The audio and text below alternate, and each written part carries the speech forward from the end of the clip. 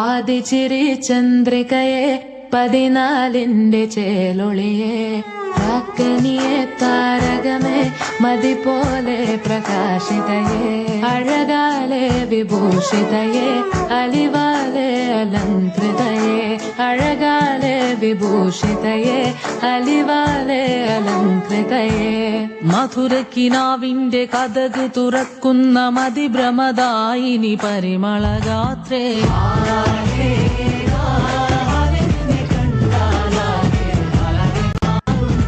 മധുരക്കിനാവിന്റെ കഥക് തുറക്കുന്ന മതിഭ്രമദായിനി പരിമളഗാത്രേ